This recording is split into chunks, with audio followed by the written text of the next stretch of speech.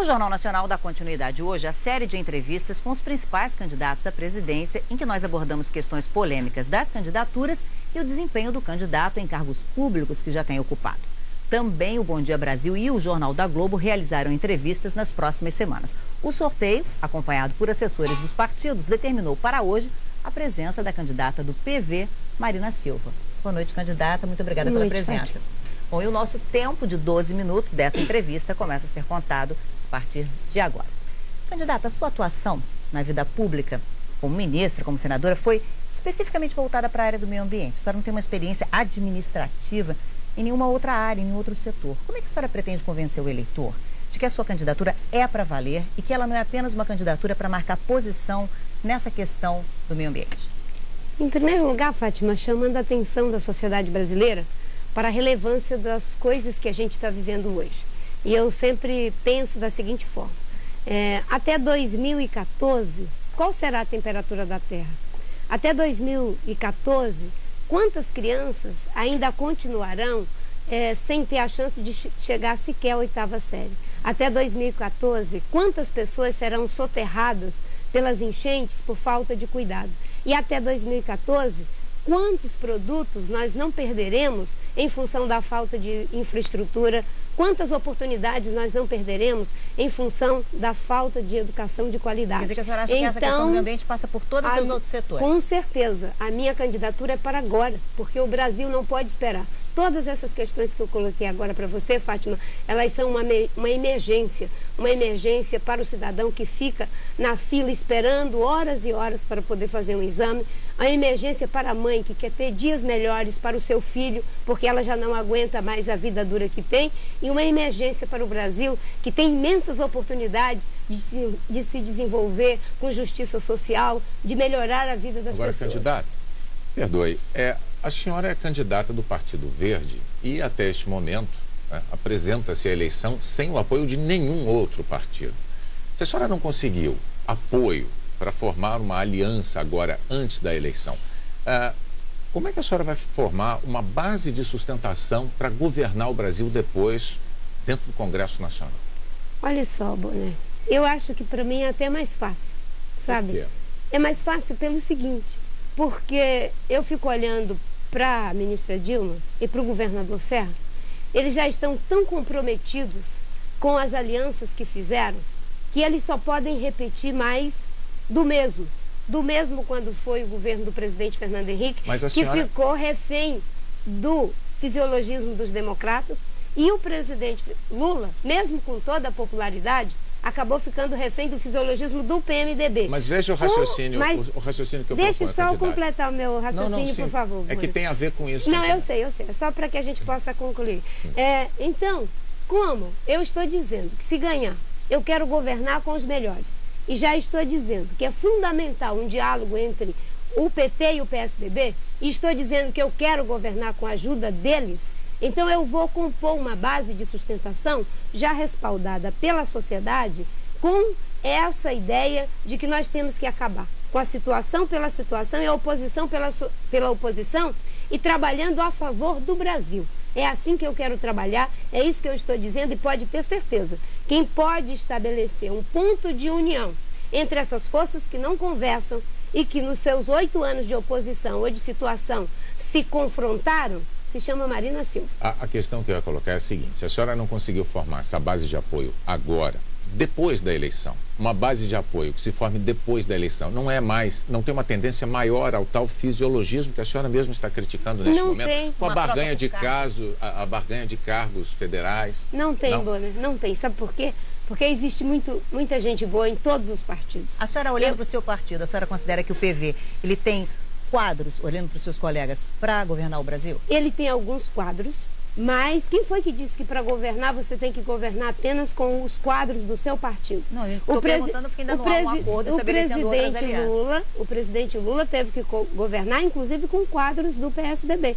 O PSDB trouxe quadros da sociedade, da academia. Eu, quando estava no Ministério do Meio Ambiente, por exemplo, eu peguei as melhores pessoas que estavam na academia, que já estavam na gestão pública, que estavam dentro, enfim, de ONG, sim, mas as pessoas mais competentes. E quando precisei, toda vez que eu precisei, Bonner, de aprovar leis no Congresso, a Lei de Gestão de Florestas Públicas, por exemplo, fundamental para o desenvolvimento sustentável da Amazônia, eu consegui aprovar os meus projetos com o apoio de todos os partidos, conversando com todos os partidos. É isso que o Brasil precisa. O Brasil precisa de um olhar que coloque em primeiro lugar as necessidades dos brasileiros, da saúde, da educação, da segurança pública, da infraestrutura. Okay. O nosso país não pode mais esperar e perder tempo com essa briga que não nos leva a lugar nenhum. Candidata, vamos falar então, a senhora mencionou a questão papel do partido político.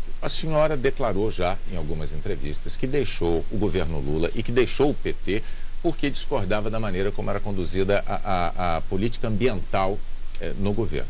No entanto, se nós voltarmos no tempo até aquele período do escândalo do Mensalão, a senhora não veio a público para fazer uma condenação veemente daquele desvio moral de alguns integrantes do PT. A pergunta que eu lhe faço é a seguinte: o seu silêncio naquela ocasião não pode ser interpretado de uma certa maneira como uma conivência com aqueles desmandos? Não, Bonner, não foi conivência e também não foi silêncio. É que, lamentavelmente, todas as vezes que eu me pronunciava, eu não tinha ninguém para me dar audiência e potencializar a minha voz.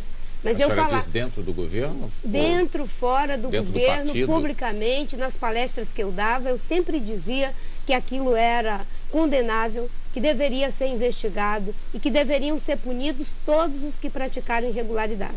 Agora, o que eu dizia sempre, Bonner, só uma coisa, é o seguinte, é que nem todos praticaram erro. E eu não pratiquei. Conheço milhares de pessoas que não praticaram o mesmo erro.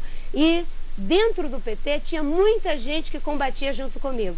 Agora, para combater contra a falta de prioridade para as questões ambientais, aí eu era uma minoria. E foi por isso que eu saí. Eu saí porque não encontrava o apoio necessário para as políticas de meio ambiente que façam esse encontro entre desenvolver e proteger as riquezas naturais. Foi por isso que eu saí. O seu desconforto, vamos dizer assim, o seu desconforto ético com o Mensalão não foi suficientemente forte para levá-la a deixar o cargo de ministra. Foi forte, sim, mas eu sabia que eu estava combatendo por dentro e que conseguiria ser vitoriosa. Primeiro porque eu não tinha praticado nenhuma irregularidade. Agora, para continuar lutando pelas ideias que eu defendia, isso eu achava que não tinha mais tempo. Sabe por quê? A senhora analisou... Porque é possível, Bonner, sabe? Juntar as duas coisas. Existe uma ideia dentro do governo, dos demais partidos, na sociedade, que meio ambiente e desenvolvimento são incompatíveis. E eu conheço muitas empresas que já estão fazendo da defesa do meio ambiente uma grande oportunidade para gerar emprego, para gerar melhoria de vida das pessoas. E posso te dizer uma coisa, toda vez que as pessoas me dizem, mas Marina, as pessoas não entendem isso que você está falando. Eu digo, elas entendem sim, entendem, Fátima. Aqui no Rio de Janeiro, quando as casas foram... Não, só concluindo, Bonner. Eu peço para interromper, porque em nome do público. Isso, porque a pergunta que eu lhe dirigi era sobre um momento muito específico da história e eu queria que a senhora tratasse dessa questão polêmica e não fosse para outro assunto. Eu estou consumindo 30 segundos da entrevista para fazer esse esclarecimento e eu lhe devolverei para a entrevista. Eu só queria que a senhora esclarecesse para mim qual foi, de que maneira a senhora viu a saída de alguns colegas seus, então, de PT, alguns, inclusive, fundadores do partido, que deixaram o partido indignados na época do Mensalão, chorando. Como a senhora viu a ação deles, que não foi a ação que a senhora teve naquela ocasião? Bem, eu permaneci no partido e fiquei igualmente indignado. Fiz o combate a minha vida inteira contra a corrupção. E acho que a corrupção, Bonner, é o pior câncer da sociedade. E ninguém pode se vangloriar de ser honesto. Para mim, ser honesto é uma condição do indivíduo. Qualquer pessoa, onde quer que ela esteja, ela tem que ser uma pessoa honesta.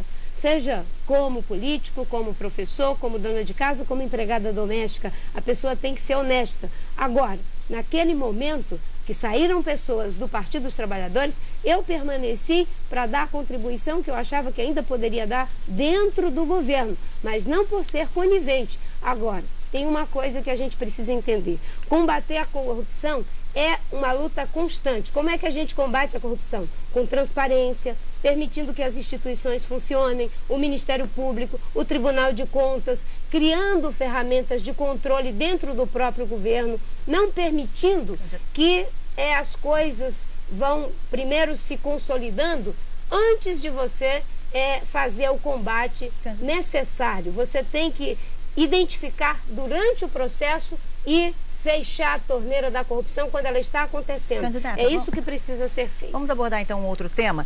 Muita gente do governo e fora dele se queixava de que durante a sua gestão à frente do Ministério do Meio Ambiente, a liberação de licenças ambientais, elas estavam muito lentas e que isso, licenças ambientais para obras de infraestrutura, e que isso atrapalhava o desenvolvimento. Como é que a senhora enxergava essas críticas de que essa demora possa ter atrasado essas obras?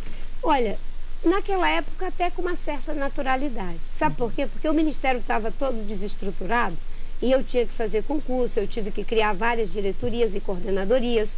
Só que quando nós começamos a arrumar a casa, aumentou significativamente as licenças. No governo anterior era uma média de 145 licenças por ano. Na minha gestão foi 265 licenças por ano.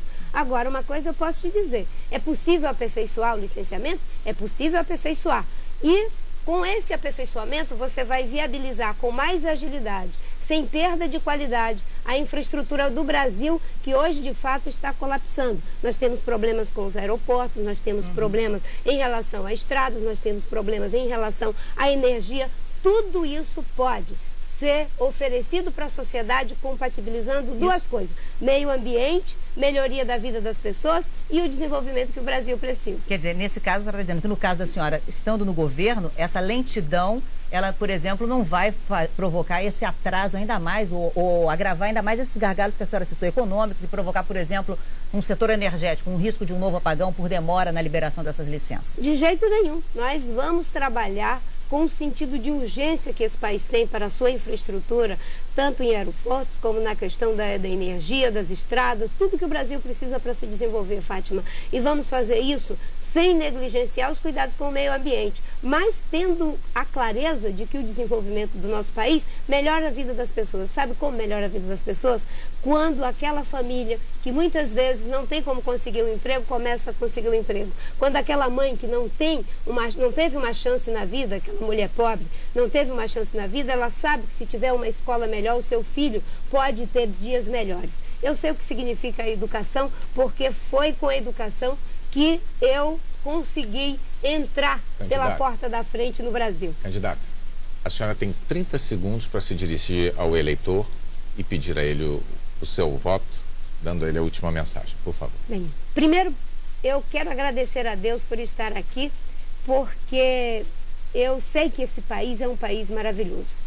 Só num país como o Brasil, com a democracia que temos, é possível uma pessoa que nasceu lá na floresta amazônica, que foi analfabeta até os 16 anos, que teve que passar por várias dificuldades de saúde, pode chegar aqui na condição de se colocar como a primeira mulher de origem humilde para ser presidente da República.